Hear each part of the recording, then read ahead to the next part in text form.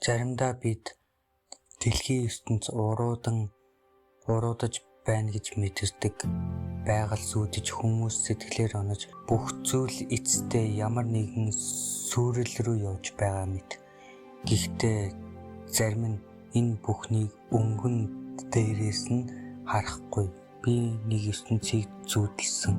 Тэр ертөнцид энгийн хүмүүсээс гадна өөрсдийгөө хувиргадаг хүмүүс байдаг бөгөөд тэднийг гаднаас нь харахад хизээж ялгаж чадахгүй.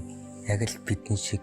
Гэхдээ тухайн хүмүүс сүнслэг оршихуйнууд бөгөөд яг л нэг өмсгөл өмсчихсэн мэт харагддаг. Сүнслэг оршихуйнууд сүнсний ертөнцид байдаг ба тэд өөрсдийн оршихуйн төлөө улааран тулалддаг. Гэхдээ зүгээр нэг амьд үлдэхийн төлөө биш бөгөөд хүний оюун санааг хамгаалах эсвэл эзэмдэхийн төлөө. Нэг тал нь хятад маягийн алтлаг хоёртай тэд эрх мэдэл хүч чадлыг өөртөө бий болгосон.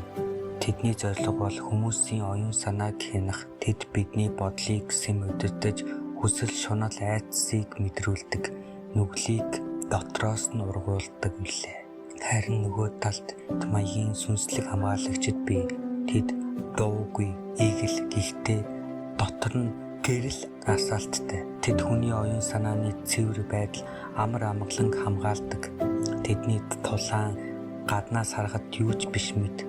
Гэвч үнэндээ тэдний зөрчил хүмүүний ертөнцийг хамгаалж чаддаг билээ. Энэ бол ердөөл сайн муугийн тулаан биш бөгөөд энэ бол хүний сэтгэлийн дотор болж буй сүрэл юм. Ялалт бол зөвхөн гадна талынх биш, өөрийн дотоод ертөнцийг сонсох чадвар билээ. Хүмүүс энэ бүхнийг мэддэггүй. Тэд зүгээр л амьдарч байна гэж боддог. Гэвч тэдний ард тэдний төлөө хэн нэгэн цусаа урсгаж байгаа. Эцэст нь гэрэл ялаад энэхүү сүрэл өндөрлөнө. Харин хүмүүс амар амгалангаар амьдарч эхэлнэ. Тэд юу ч болоогүй мэт. Гэхдээ энэ ялалт хүмүүсийн сэтгэлд гарсан өөрчлөлт юм. Харин одоо чи аль талд нь зогсож байна вэ?